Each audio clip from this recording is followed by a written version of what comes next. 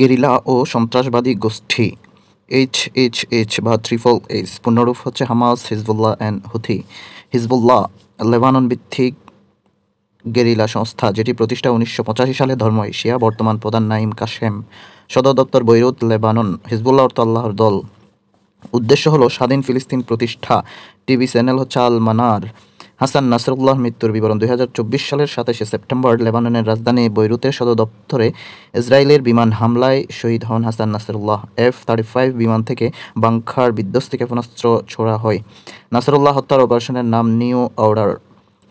Hamas ফিলিস্তিনির সুন্নি guerrilla গোষ্ঠী, প্রতিষ্ঠা 1987 সালে। প্রতিষ্ঠাতা শেখ আহমেদ ইয়াসিন। হামাস প্রধান খালেদ মেশাল। সদর দপ্তর গাজা উপত্যকা। প্রবাসী কার্যালয় কাতারের দোহায়। গাজা দখল করে 2006 সালে। হামাস শব্দের অর্থ উদ্দীপনা। হামাস সামরিক শাখার নাম ইজাউদ্দিন আল কাসেম ব্রিগেড। হামাস প্রধান ইয়াহিয়া সিনওয়ার মৃত্যুবরণ করেন 16 অক্টোবর 2024। বিবরণ: হামাস প্রধান ইয়াহিয়া সিনওয়ার মৃত্যু 16 অক্টোবর 2024।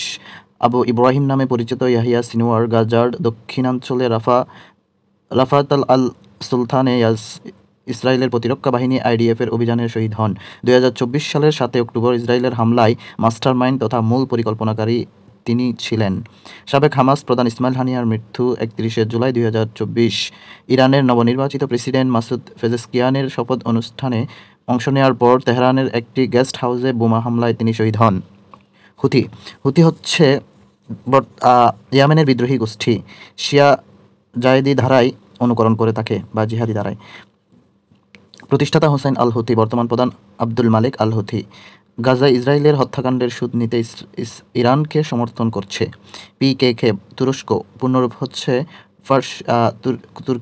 Turkestan workers party. দাবি হচ্ছে স্বাধীন কুর্দিস্তান রাষ্ট্র প্রতিষ্ঠা।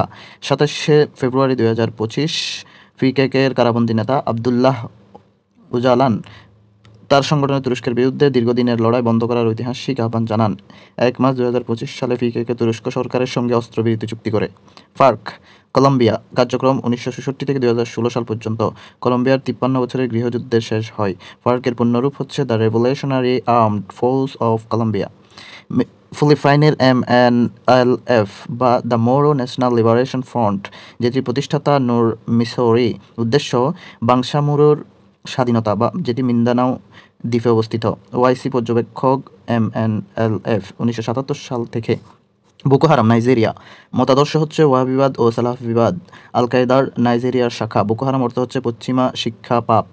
আল কায়েদা সুন্নি, প্রতিষ্ঠা 1988 সালে পাকিস্তানের পেশোয়ারে। প্রতিষ্ঠাতা ওসামা বিন লাদেন। মতাদর্শ ওয়াহাবিবাদ ও সালাফিবাদ। বর্তমান প্রধান আইমান আল জাওয়াহিরি, মিশরীয় চিকিৎসক তিনি। আল শাবাব সোমালিয়া অংশ। আল কায়েদার আফ্রিকান শাখা। আল শাবাব অর্থ তারুণ্য। LTTE শ্রীলঙ্কা। LTTE এর পূর্ণ the liberation of Tamil Tigers আলাম। কার্যক্রম 1983 থেকে 2009 সাল। 26 বছর গৃহযুদ্ধ ছিল। নেতা ছিলেন বিফুফিল্লা প্রভাকরণ। প্রধান উদ্দেশ্য জাফনা উপদ্বীপের স্বাধীনতা, তামিল রাষ্ট্র প্রতিষ্ঠা। তামিল গেরিলা ও শ্রীলঙ্কা সরকারের মধ্যে মধ্যস্থতা করেন নরওয়ে। গডস আর্মি মায়ানমার, পরিচয় মিয়ানমারের খ্রিস্টান চরমপন্থী। উদ্দেশ্য মিয়ানমার ও থাইল্যান্ড সীমান্তের কাইন স্টেটের স্বাধীনতা। মিয়ানমারের রাখাইন ও কাসিন প্রদেশের বিদ্রোহী দল হচ্ছে আরাকান আর্মি, যারা বাংলাদেশ ও ভারত মায়ানমার সীমান্তে সশস্ত্র দল। আরাকান আর্মি ও রোহিঙ্গা সলিডারিটি অর্গানাইজেশন মিয়ানমারের অংশ। আবু সাফ গেরিলা সংস্থা ফিলিপাইন। পরিচয় ফিলিপাইনের গেরিলা।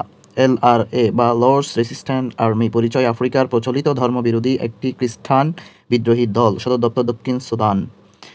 ব্ল্যাক সেপ্টেম্বর ফিলিস্তিন, কার্যক্রম শুরু করে 16 থেকে 27 সেপ্টেম্বর 1970। কার্যক্রম ছিল 16 থেকে 27 সেপ্টেম্বর 1970 জর্ডান সামরিক বাহিনীর বিরুদ্ধে ইয়াসির আরাফাত যুদ্ধ করে, যেটার নাম ছিল ব্ল্যাক সেপ্টেম্বর। খেমার রোজ কম্বোডিয়ার গেরিলা সংস্থা। কম্বোডিয়ার উগ্র কমিউনিস্ট গেরিলা সংগঠন। খেমার রোজ শব্দের অর্থ হচ্ছে লাল ফৌজ বা রেড আর্মি। 1967 সালে বিদ্রোহে পতন করে প্রিন্স নারুদম সিহানুককে ক্ষমতায় সময়কাল 1975 থেকে 1979।